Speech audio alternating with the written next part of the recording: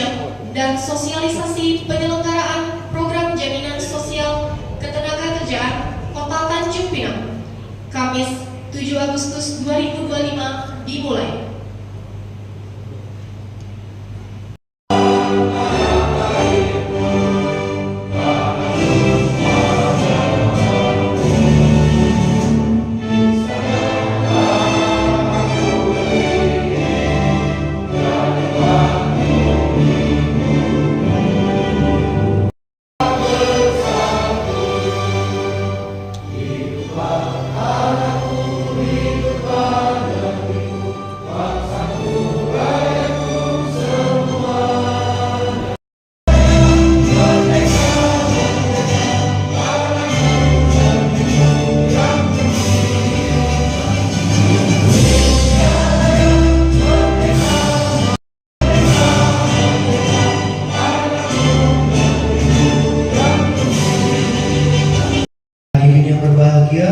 Marilah sejenak kita bersama-sama menundukkan kepala, bermunajat kepada Allah Subhanahu wa Ta'ala, Tuhan yang Maha Esa, agar kegiatan kita hari ini diberkahi dan bisa berjalan dengan lancar.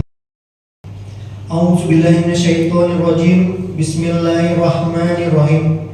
Hamdan syakirin, hamdan na'imin, hamdan yuafiuna.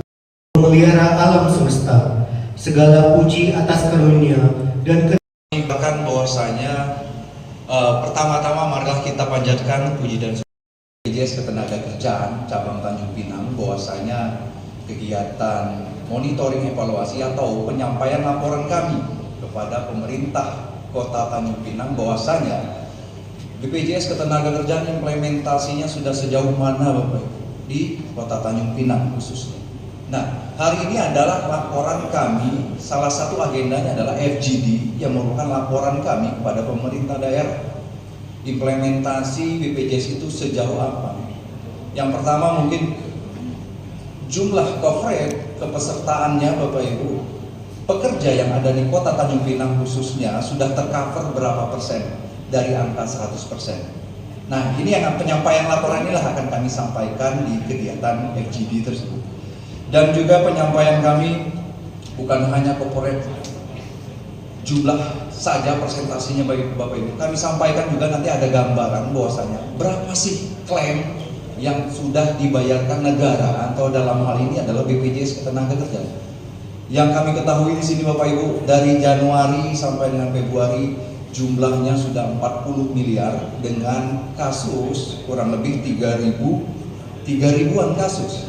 Artinya 3.000-an kasus ini 3.000-an orang, salah satunya jaminan kematian, jaminan kecelakaan kerja, jaminan hari tua ataupun jaminan pensiun. Jumlahnya sudah 40 miliar yang sudah dibayarkan BPJS Ketenagakerjaan kepada masyarakat Kota Tanjung Pinang. Ini merupakan gambaran cerminan Bapak Ibu. Dan di tahun lalu kami sampaikan Pak Sekda, baru satu semester Kota Tanjung Pinang sudah kami bayarkan 40 miliar. Di tahun lalu cukup 38 miliar saja. Artinya ada peningkatan Bapak Ibu. Nah, ini peningkatan jumlah klaim. Kenapa? Klaim BPJS Ketenagakerjaan lebih banyak. Baru satu semester di 2025 ini Bapak Ibu. Di 2024 hanya 38 miliar. Kenapa? Posisi sekarang 31 Juli jadi 40. Nah, ini akan kita gali. Salah satunya mungkin jumlah kematian yang semakin meningkat, jumlah kecelakaan kerja dan jumlah PHK Bapak Ibu yang ada di Kota Tanjung Pinang. Nah, posisi-posisi inilah yang salah satunya kami akan gambarkan, kami berikan report kepada pemerintah Kota Tanjung Pinang dalam hal kegiatan FGD ini. Nah, report-report itu. Yang selanjutnya Bapak Ibu, selain FGD ini kami juga akan berdiskusi langsung kepada Bapak Ibu semua khususnya dan juga kepada beberapa OPD yang ada di pemerintah Kota Tanjung Pinang terkait dengan usulan, gagasan, inovasi ataupun ide kreatif apa yang harus kita tingkatkan dari persentase kita. Untuk posisi sekarang Pak Sekda mengizin di angka 45 nggak salah, di angka 45%, yang mana di tahun lalu 31 Desember kita di angka 57%. Nah, ini artinya ada izin Pak Sekda, ada penurunan tingkat coverage, jumlah orang, jumlah pekerja yang dilindungi cut off-nya 31 Desember 2024 sampai dengan 31 Juli 2025. Nah, ini salah satunya kenapa penurunan dan lain-lain. Nah, di kesempatan ini juga kami sampaikan bahwasanya Bapak Ibu semua, Bapak Sekda, hadirin, bahwasanya BPJS kemarin sudah melaksanakan Paritrana Award ya, Pak Sekda ya, Pak Kadisnaker, ada Paritrana Award yang merupakan salah satu ajang bergensi yang diberikan pemerintah pusat, dalam hal ini adalah Presiden, diberikan kepada pemerintah daerah yang implementasi BPJS Ketenagakerjaannya sangat-sangat tinggi dan atas dukungan apakah itu regulasi dan lain-lain. Nah, kami sampaikan di sini Pak Sekda mohon izin, di Paritrana penilaian 2024 kemarin kami menilai 2024, penilaiannya minggu lalu, penilaian 2025 kemarin. Untuk penilaian 2024-nya posisi kita Pak Sekda mohon izin Kota Tanjung Pinang di posisi 5. Di posisi 5 dari 7 kabupaten kota. Mungkin ini tepuk tangan dulu Bapak Ibu semua. Nah, ini cerminan kita bahwasanya Bapak Ibu semua, Pak Sekda, ini kenapa tidak kita harus di posisi 1 atau 2 Bapak Ibu. Nah, yang mana di tingkat provinsi ini peringkat satunya nanti akan diwakilkan di ajang zona ataupun di ajang zona Sumatera ataupun di ajang zona nasional nantinya. Nah, ini merupakan salah satu bentuk perhatian pemerintah pusat, karena BPJS Ketenagakerjaan Bapak Ibu sangat real dan jelas salah satu-satunya di Indonesia lembaga yang memberikan jaminan sosial. Salah satunya adalah BPJS Kesehatan dan Ketenagakerjaan, yang mana posisi kami Bapak Ibu semua BPJS Ketenagakerjaan memang dilahirkan dari undang-undang. Jadi salah satu bukan visi ya, salah satu tujuan kami adalah nirlaba. Nirlaba itu tidak mencari keuntungan Bapak Ibu dari peserta kami yang mengalami, yang menyetor dan lain-lain. Ini memang turunan dari undang-undang itu, mau tidak mau siapapun tenaga kerja, pekerja Indonesia apapun wajib menjadi peserta BPJS Ketenagakerjaan. Nah, ini salah satu tujuan-tujuan kita ke depan Bapak Ibu. Pak Sekda yang kami hormati, Bapak Ibu semua, selain FGD Bapak kami sampaikan nanti kami ada juga memberikan informasi terkait program BPJS Ketenagakerjaan.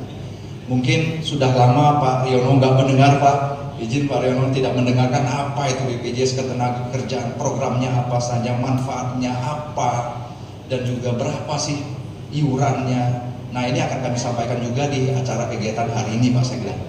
Selain itu ada juga diskusi nanti Pak Sekda kita di sini dan juga rancangan ke depan 2025 ini apa yang harus kita lakukan dalam implementasi BPJS Ketenagakerjaan. Karena salah satunya mohon izin Pak Sekda, Bapak Ibu semua, salah satunya adalah Inpres 02, Inpres 04, Inpres 08 2025 kemarin, bahwasanya pekerja rentan wajib dianggarkan oleh APBD. Dan juga terkait regulasi juga, regulasi harus ditingkatkan, yang mana kami sampaikan regulasi kita alhamdulillah sudah diperwali ataupun perwaku Pak Sekda ya. Dari dulu, sebenarnya dari dulu sudah ada, mungkin nanti ke depan kita revisi, apakah kita revisi materinya ataukah kita revisi perwaku menjadi perda Pak Sekda. Dan kami gambarkan sendiri untuk perda di kabupaten kota Kepulauan Riau baru 2 perda yang sudah perda terkait jaminan sosial ketenagakerjaan. Salah satunya adalah di Kabupaten Kepulauan Anambas dan Natuna. Nah, 2 itu yang sudah ada perda. Kenapa tidak inovasi-inovasi ke depan perda kita lakukan di Kota Tanjung Pinang? Karena kami di sini merasa Pak Riono, Pak Sekda, mohon izin Pak Zul ya. Posisi kantor kami ada di Kota Tanjung Pinang. Kami merupakan warga Kota Tanjung Pinang. Kami pun tinggal di Kota Tanjung Pinang. Kenapa tidak? Kami BPJS Ketenagakerjaan harus meningkatkan kesejahteraan dan juga mengawal dan juga mencegah kemiskinan yang baru sesuai dengan Inpres, peningkatan penurunan angka kemiskinan ekstrim yang ada di Kota Tanjung Pinang. Salah satunya adalah programnya BPJS Ketenagakerjaan. Pak Sekda yang kami hormati, Bapak Ibu semua, terkait dengan kegiatan hari ini, kami minta tolong kepada Bapak Ibu semua, nanti ada materi yang dapat kami berikan dan juga mudah-mudahan materi yang kami sampaikan di hari ini dapat berguna bagi kita semua, Bapak Ibu semua, yang pastinya BPJS, program BPJS Ketenagakerjaan. Dan selanjutnya untuk kegiatan hari ini, selain laporan dan juga lain-lain, nanti kita ada diskusi juga terkait dengan peningkatan kesejahteraan masyarakat pekerja yang ada di Kota Tanjung Pinang. Itu mungkin dari kami, Bapak Ibu semua, Pak Sekda mohon izin, Bapak Ibu Kepala OPD, Ibu Asisten dan lain-lain, Bapak Ibu semua, terima kasih banyak. Mudah-mudahan kita hari ini dalam keadaan sehat walafiat dan juga dalam keadaan yang luar biasa, sehat selalu dan juga murah rezeki, dan kegiatan hari ini mudah-mudahan dapat dilancarkan kegiatan kita sore hari ini. Mampir sebentar ke pasar. Selamat datang hadirin semua. Semoga kegiatan kita berjalan lancar. Demikian dari kami, Bapak Ibu semua. Mohon maaf apabila ada salah dan kurang, silap kata, tingkah laku kami yang kurang berkenan, Bapak Ibu mohon maaf. Dan juga sekali lagi kami atas nama BPJS Ketenagakerjaan Cabang Tanjung Pinang untuk kedepannya pasti akan mendukung program pemerintah Kota Tanjung Pinang segala bentuk apapun, apakah diseminasi program, apakah kegiatan-kegiatan lainnya yang bersifatnya bersinergi. BPJS Ketenagakerjaan siap untuk mendukung pemerintah Kota Tanjung Pinang. Demikian dari kami, terima kasih. Wassalamualaikum warahmatullahi wabarakatuh.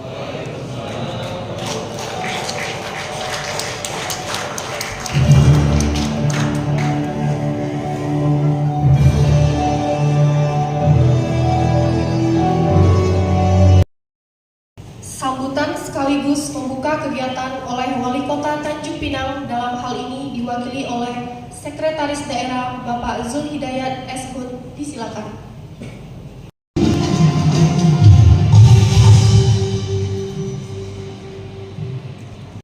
Kita tanyakan saja kepada 3 ahli waris. Saya kemarin kebetulan mengikuti secara langsung ada pegawai outsourcing Desetdako ini yang musibah. Mungkin masih ingat kemarin waktu ada kecelakaan di Sungai Carang mau berangkat kerja. Itu salah satu dari korban adalah staf Desetdako, kebetulan outsourcing. Jadi manfaatnya ternyata sangat luar biasa untuk menyambung hidup bagi keluarga yang ditinggalkan, termasuk anaknya. Nah, kalau saya mencermati, mungkin ya, andaikan seluruh pekerja tahu, nomor 1 tahu, dan yang kedua mampu untuk membayar iuran, saya pikir tidak ada yang tak mau ikut terlibat dalam program BPJS Ketenagakerjaan karena manfaatnya sangat luar biasa. Kalau kita sandingkan dengan saudara kembarnya BPJS Kesehatan, kebetulan ada Pak Rustam, mohon izin Pak Rustam kalau salah data saya mohon dikoreksi. Pemko Tanjung Pinang itu kalau tak salah setahun mengeluarkan APBD hampir 12 miliar ada Pak Rustam? 12 miliar ya ada? Kurang sedikit ya? 11 lah ya, 10. Jangan sampai tak jadi 10 lah ya Pak. 11 miliar sama kawan 11 ya. 11 miliar APBD Kota Tanjung Pinang digelontorkan untuk membantu jaminan kesehatan saudara-saudara kita yang tidak mampu. Dalam rangka apa? Supaya kalau sakit nggak pusing-pusing lagi. Tetapi, nah, ada juga saudara-saudara kita yang bekerja non formal, yang sebenarnya kalau yang bersangkutan bekerja, istrinya tidak bekerja. Kalau terjadi kecelakaan yang mengakibatkan sampai berpulang yang kita tidak inginkan, itu otomatis keluarganya coba kita bayangkan. Andaikan ada kepala keluarga timpa musibah pada saat bekerja, warisannya tak banyak, rumah pun mungkin ngontrak. Coba bayangkan setelah meninggal bagaimana sedih. Mungkin sedih ya, tapi sedihnya itu kehilangan suami. Dan sedihnya yang lebih besar adalah bagaimana saya melanjutkan kehidupan bersama anak-anak. Nah, BPJS itu hadir untuk menjembatani hal tersebut. Jadi selama mungkin bisa mencari kerja yang lebih bagus, itu di cover sama BPJS. Kalau nggak salah saya 24 kali gaji. Itu saya hitung-hitung kemarin untuk CSR kita itu, CS kita itu sekitar 200 juta. Lumayan untuk mampu bertahan. Tetapi tentu BPJS harus di-maintain ya. 200 juta itu kalau dihabiskan satu hari pun bisa habis. Bisa. Tetapi tentu sesudah dapat itu harus dibimbing supaya 200 juta ini tetap awet sampai seterusnya, usaha dan segala macamnya tentu. Nah, anaknya dikuliahkan sampai disekolahkan sampai bangku kuliah kalau tidak salah. Nanti Pak Rido tolong dijelaskan. Saya saja sejujurnya mungkin baru dapat informasi yang agak utuh tentang BPJS Tenaga Kerja ini sekitar 2 tahun yang lalu. Nah, saya khawatir gitu ya, sebagian besar dari penduduk Tanjung Pinang, khususnya yang pekerja informal ini, belum dapat sosialisasi yang utuh tentang manfaatnya. Padahal iurannya atau preminya itu hanya 16.800 ya Pak Pendi. Sebulan 16.800 itu kata Pak Pendi rokok setengah bungkus. Itu untuk bayar premi 1 bulan. Nah, itu mengcover manfaatnya luar biasa. Coba kalau kita mikir ya, mikirlah kalau kita bekerja, kita tidak selamanya selalu sehat.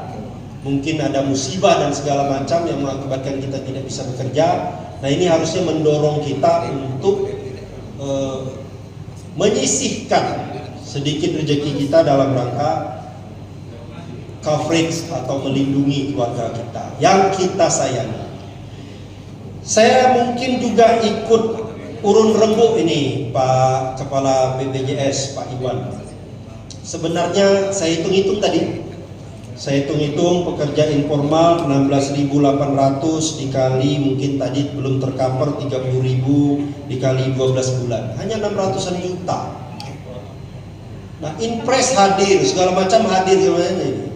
Ini saya kasih bocoran kepada BPJS Tenaga Kerja. Tapi bocoran ini mungkin saya dimarah sama Pak Riono. Karena akan setiap tahun nambah beban tetap kalau istilah beliau. Hah? Nah, tak dengar ya, pura-pura tak dengar aja Pak Riono. Sebenarnya kunci pemerintah daerah itu ada di Kemendagri. Kenapa kok BPJS Kesehatan itu bisa menjadi wajib? Ya karena ada komitmen pemerintah dituang dan dikontrol secara ketat di Permendagri dalam apa? Pedoman penyusunan APBD.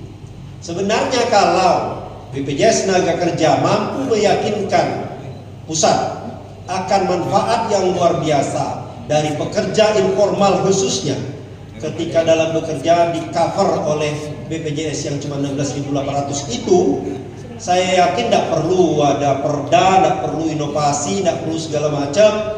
Nah, pedagang, pelaku usaha pom-pom, tukang ojek, informal segala macam wajib tadi itu, wajib langsung dibayar oleh pemerintah. Dan tadi 1 tahun kalau saya nilai 600 juta ya masih lah harusnya. Untuk apa? Untuk manfaat yang begitu besar. Nah, jadi sekali lagi sebenarnya kalau saya melihat dengan manfaatnya yang sangat besar, sebenarnya ada celah peluang yang bisa dimanfaatkan dalam rangka meyakinkan pemerintah pusat. Baiklah, saya pikir tidak memperpanjang mukadimah dengan mengucapkan Bismillahirrahmanirrahim. Kegiatan FGD hilang judulnya, yang membaca. Nah ini, tidak hafal saya. Ulang ya, dengan mengucapkan Bismillahirrahmanirrahim. Kegiatan sosialisasi dan FGD penyelenggaraan program jaminan sosial ketenagakerjaan Kota Tanjung Pinang secara resmi saya nyatakan dibuka. Jaminan sosial untuk setiap pekerja. Demikian dari kurang saya mohon maaf, semoga kegiatan ini membawa keberkahan bagi kita semua. Wabillahi taufiq wal hidayah. Wassalamualaikum warahmatullahi wabarakatuh. Mohon izin Bapak untuk tetap berada di tempat.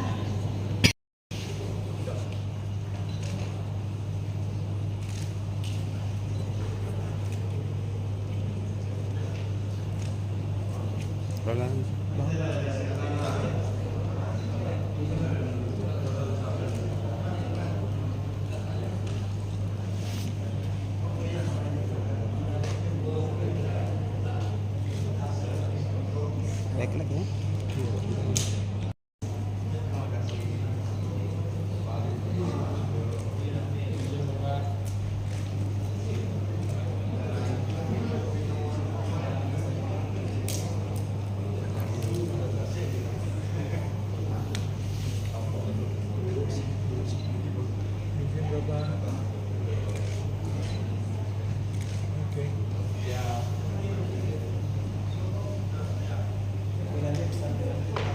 Pemberian waris atas nama Bapak Suyatno menerima bantuan jaminan kematian sejumlah 40 juta rupiah, beasiswa satu orang anak sejumlah 69 juta rupiah, total santunan 111 juta rupiah. Almarhumah Endang Pergiawati terdaftar bekerja sebagai RT RW Kecamatan Tanjung Pinang Timur. Ahli waris atas nama Bapak Habel Baturente menerima santunan jaminan kematian sejumlah 40 juta rupiah, beasiswa 2 orang anak sejumlah 153 juta rupiah, total santunan 195 juta rupiah.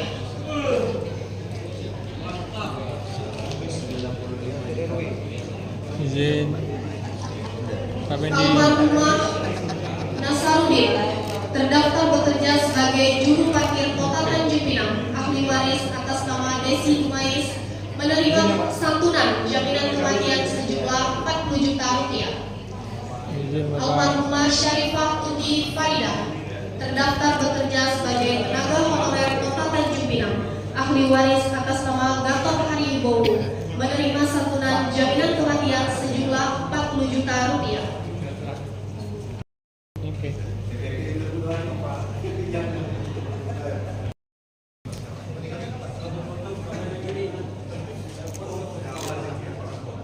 Oke semuanya. BPD, Bapak Ibu semua yang hadir di sini, tamu undangan, Kepala Kantor BPD Setengah Kerjaan, Bu Eva, izin, terima kasih Bu Eva untuk penyelenggaraan acara ini. Saya izin berdiri ya Bapak Ibu ya, karena laki-laki katanya harus berdiri ya Pak. Laki-laki harus berdiri ya Pak Eva ya. Bapak Ibu Ketua Asosiasi Pak, di sini ada yang ojek tadi Pak ya, ada Asosiasi Maksim ada Pak, ada Grab, ada Gojek, Uber udah nggak ada ya Pak ya? Uber udah nggak ada. Ada yang dari Ray, jasa konstruksi, Impera, kedai kopi yang paling banyak di sini Pak. Setiap titik ada kedai kopi. Izin Bapak Ibu perkenalkan, saya Rido dari BPD Ketenagakerjaan. Kalau tadi Pak Kepala Kantor Cabang orang lama, kalau saya orang baru Pak. Kalau saya dari Banten Pak, Serang. Nah, yang ada debus itu Pak, itu kemarin saya 10 tahun di sana Pak. Jadi sebelum kesini dibekali dulu Pak. Gak tahu ini aku atau enggak sih. Jangan dicoba tapi Pak.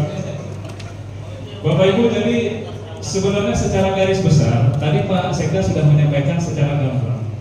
Terima kasih Pak Sekda atas yang Bapak sampaikan tadi. Kalau itu orang itu tahu dan mampu ya Pak ya, tidak ada yang tidak mau, betul Pak. Karena iuran 16.800 Bapak Ibu saya. Santunan kematian dulu 24 juta rupiah. Tetapi setelah ada peraturan pemerintah nomor 82 tahun 2019, uang santunan itu menjadi 42 juta rupiah Bapak Ibu. Nah, kecelakaan kerja di cover sampai sembuh, semua yang bekerja. Ruang lingkupnya dari rumah berangkat ke tempat kerja, misal Bapak Ibu yang Gojek dari rumah selama Bapak Ibu berkendara membawa 117. Tapi setelah itu kabupaten lain ternyata meningkat Pak. Itu ternyata poinnya hanya di situ Pak. Ini sudah ada impres tadi sempat disinggung oleh Pak Sekretaris Daerah, Pak Kepala Kantor Cabang. Ada impres nomor 2 dan nomor 4. Nomor 2 itu tahun 2021, nomor 4 tahun 2022, dan nomor 8 tahun 2025. Itu semuanya sama tentang perlindungan jaminan sosial dan pengentasan kemiskinan ekstrim. Artinya apa? Artinya semua pekerja yang mengalami resiko jika terjadi kematian dan kecelakaan kerja, nah itu tidak akan melanjutkan rantai kemiskinan ke di bawahnya Pak. Contoh tadi, Bapak kan yang disampaikan tadi adalah tidak hanya memikirkan orang yang kecelakaan Bapak Ibu, tetapi keluarga yang tetap harus hidup layak. Itulah Pak.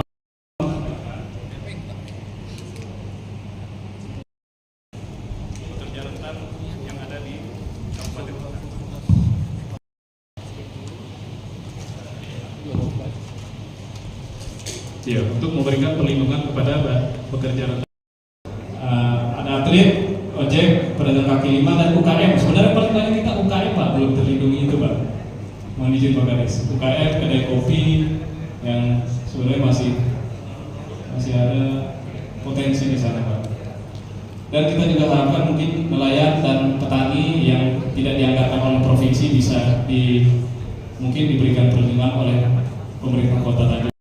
Jadi di sini yang ingin kami tanyakan Pak, ada beberapa hal. Yang pertama mengenai kapasitas dan kapabilitas kami sebagai direktur online dan pembina.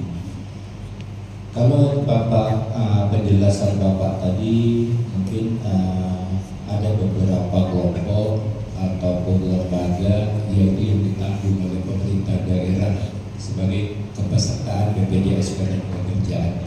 Sampai hari ini detik ini jam ini pun kami untuk khususnya dari Tanjung Pinang itu untuk direktur online yang baik motor dan mobil tidak tersentuh untuk bantuan pemerintah untuk menanggung BPJS Ketenagakerjaan ini. Izin Bapak, di sini kalau kita lihat seperti Inpres Bapak sampaikan tadi yaitu kelompok rentan Pak. Jadi untuk Bapak ketahui di sini mungkin ada Bapak Sekda juga bahwa ojek online itu salah satu termasuk kepada kelompok rentan Pak. Jadi harapan kami dengan ojek online ini termasuk kelompok rentan karena dia ada kelompok yang pertama penghasilannya tidak menentu, jam kerjanya tidak diatur begitu. Sudah itu penghasilannya tidak terjelas. Jadi harapan kita kepada pemerintah, kita mau bertanya nih, apakah ojek online itu termasuk ke dalam pekerja rentan dan ditanggung BPJS-nya oleh pemerintah daerah atau tidak? Itu pertanyaan kami. Untuk mendaftarkan sebagai BPJS tenaga kerja, tapi mereka belum tertarik karena belum ada sosialisasi dari BPJS juga. Nah, kami usul boleh diadakan sosialisasi di setiap kelurahan. Dan kemudian setelah mendengar, kayaknya mereka tertarik nih Pak untuk mendaftarkan ini. Dan yang kedua, saya berusaha kecil di rumah, kedai kecil, punya karyawan power, tapi mereka terdaftar. Tapi apakah boleh? Karena gaji mereka ini belum UMK, masih di bawah, lebih kurang 2 juta lebih kerja di kampung.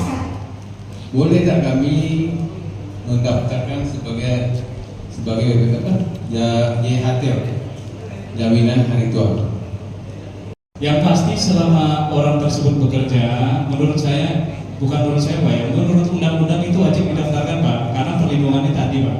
Selama terjadi resiko, itulah jaring pengaman untuk tidak turun lagi rantai kemiskinan itu ya di BPJS Ketenagakerjaan gitu Pak. Dan bisa nih Bapak izin, Bapak punya usaha UMKM, Bapak pun melaut gitu kan, bisa nggak? Itu pertanyaannya Pak, bisa nggak saya daftar 2 Pak? Bisa, bukan pertanyaan.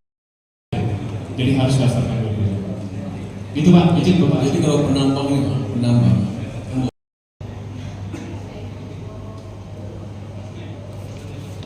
izin Pak, kami status driver online itu apakah masuk pekerja rentan apa tidak gitu, biar ada kepastian Pak, jangan tarik ulur Pak. Kalau iya katakan iya, kalau tidak katakan tidak, kalau tidak pun kami punya alasan begitu Pak.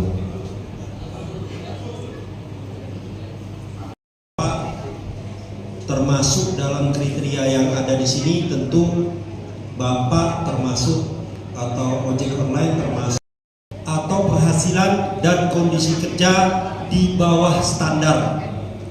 Ini kunci pertama, di bawah standar Pak ya. Nah, saya kan tadi tak tahu Bapak berapa penghasilannya, kan kita tak tahu. Sendiri bahan atau punya motor sendiri yang bagus, tentu itu tidak termasuk kriteria. Ekstrim. Program Inpres ini adalah salah satunya adalah BPJS Ketenagakerjaan. Di dalam Inpres itu pemerintah daerah dalam hal ini kepada gubernur ataupun wali kota ataupun bupati wajib membuat regulasi dan menyusun, salah satunya adalah menganggarkan APBD-nya ke BPJS Ketenagakerjaan. Ini mohon izin, ini bukan kata saya loh, Bapak OPD izin ya, kata impresnya.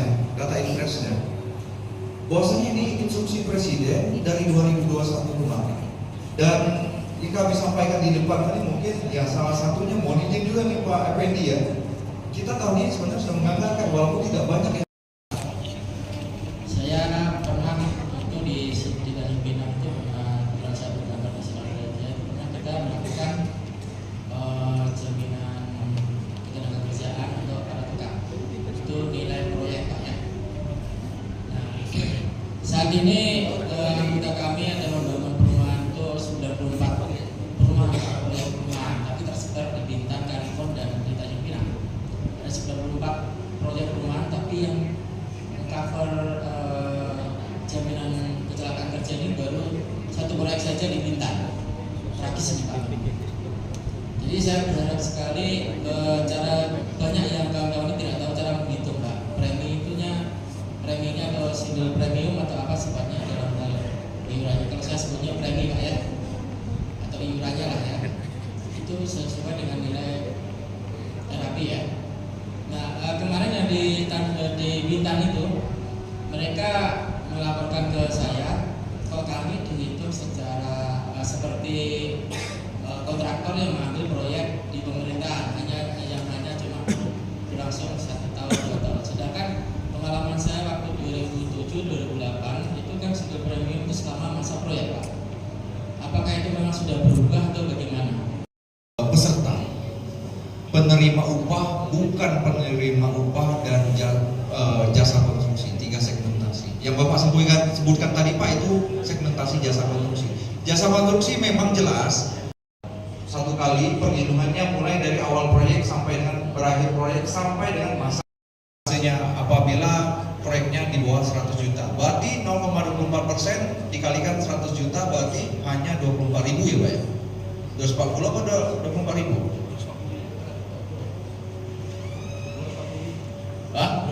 Nah itulah yang dibayarkan ke BPJS Ketenagakerjaan tanpa melihat jumlah orangnya Pak. Tanpa melihat jumlah orangnya dan masa mau dia 6 bulan sampai pemeliharaan itu yang kami lindungi. Dan ini cerita sedikit Bapak Ibu semua. Kenapa yang kami sampaikan tadi mengalihkan tanggung jawab tadi? Saya izin Bapak Ibu. Orang yang ngecat setiap rumah saya di setiap tahun di rumah saya Bapak Ibu 2 orang. Mau hari raya saya suruh chat 2 tahun sekali 2 orang.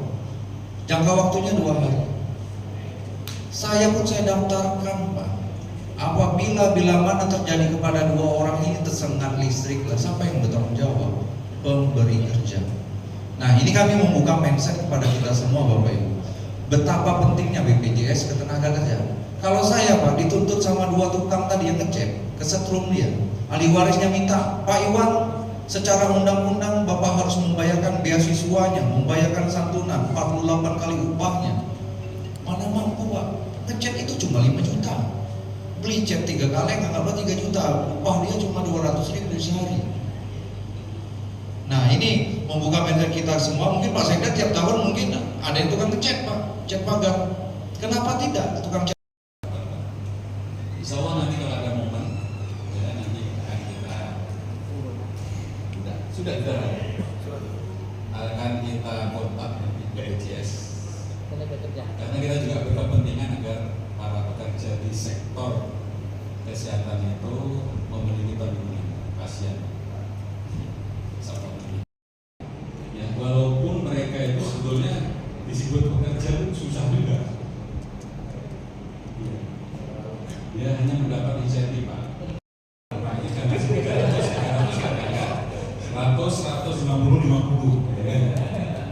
saat ini alhamdulillah kader kesehatan dan BPJS Ketenagakerjaan ini sangat inovatif waktu itu di tahun 2016-2017 masih sosialisasi ke Kabupaten Bintan di daerah Bintan Timur.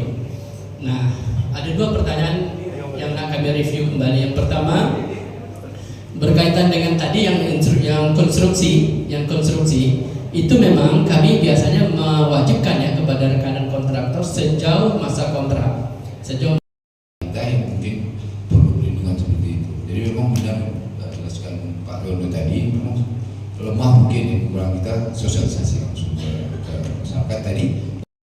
Sejauh mana capaian coverage dari BPJS Tenaga Kerja terhadap pekerja-pekerja yang ada di Kota Tanjung Pinang. Tadi kita lihat bahwa per cut off 31 Desember ada lebih kurang hampir 50% ya, dari masyarakat kita, dari 70.000 tenaga kerja yang sudah tercover. Tapi PR besarnya masih ada sekitar separuhnya lagi yang belum tercover. Jadi tugas kita bersama berkolaborasi, mengingatkan pengusaha untuk mendaftarkan bagi yang belum, kemudian pekerja rentan pemerintah juga harus hadir sesuai dengan instruksi dari Presiden, dan juga CSR untuk membantu pemerintah bagaimana mengcover dari peserta atau pekerja-pekerja rentan kita. Karena manfaatnya tadi sangat besar bagi pekerja rentan kita. Baik, terima kasih Pak. Iya, untuk santunan kita satu semester kemarin sudah kami sampaikan datanya, kurang lebih ada 40 miliar ya. Ada itu terkait dengan jenis klaim-klaim kecelakaan kerja, kematian, hari tua ataupun pensiun termasuk beasiswa. Itu yang BPJS Ketenagakerjaan Cabang Tanjung Pinang membayarkan kepada pemerintah ataupun warga masyarakat Kota Tanjung Pinang. Sejumlah itu. Nilainya, informasinya tadi ada kenaikan, itu penyebabnya kenapa? Nah, ada kenaikan, kenapa tahun lalu tidak sebesar tahun sekarang ini klaim? Mungkin salah satunya ya di segi ekonomi ya mungkin ada kurangnya peningkatan daya beli, mungkin salah satunya itu. Mungkin ada perusahaan-perusahaan yang mengalami pilot ataupun PHK, itu yang membuat klaim ini semakin tinggi. Baik Pak. Tadi simbolis ada kita menyerahkan santunan itu di lingkungan Pemko kah atau? Ya, sebenarnya banyak santunan ini, banyak sekali yang meninggal dunia ataupun yang mengalami kecelakaan kerja. Ini hanya beberapa orang saja dari kita undang 3 orang tadi, salah satunya adalah petugas RT RW yang ada di Kota Tanjung Pinang. Nah, RT RW ini kan memang sudah menjadi peserta BPJS Ketenagakerjaan sejak dulu ya. Nah, bila mana seorang RT atau seorang RW ini mengalami kecelakaan ataupun meninggal dunia, negara hadir memberikan memberikan santunan berupa santunan lainnya kepada ahli waris yang ditinggalkan. Baik Pak. Oke, ini terkait. Ya, FGD ini merupakan kegiatan rutinitas kami setiap tahun. Ini adalah salah satu bentuk laporan kami BPJS Ketenagakerjaan kepada pemerintah daerah. Nah, khusus hari ini merupakan kepada pemerintah Kota Tanjung Pinang ya, bahwasanya BPJS Ketenagakerjaan Cabang Tanjung Pinang memberikan informasi terkait dengan berapa yang sudah dilindungi, universal coverage-nya sudah berapa, klaimnya yang sudah dibayarkan 1 semester ini berapa. Nah, selain laporan yang kami berikan ya, ke depan dukungan apa yang harus kita lakukan terkait dengan peningkatan universal coverage jam sostek yang ada di Kota Tanjung Pinang, termasuk juga evaluasi yang dilakukan di bulan sebelumnya ataupun di tahun-tahun sebelumnya. Ini akan evaluasi. Yang pastinya hari ini adalah langkah ke depan seperti apa yang harus kita lakukan peningkatan coverage yang ada di Kota Tanjung Pinang. Baik, tadi sudah nampak apanya ya, kira-kira saran masukan itu Pak ya? Ya, untuk saran masukan ya, FGD ini jelas lintas OPD, stakeholder di luar pemerintahan pun kita diundang, salah satunya ada dari asosiasi dan lain-lain tadi ya. Kita temukan beberapa poin penting yang harus apa yang kita lakukan, dan ini saran dan masukan ini akan nantinya ke depan akan kita lakukan bersama-sama. Baik, terima kasih Pak Iwan.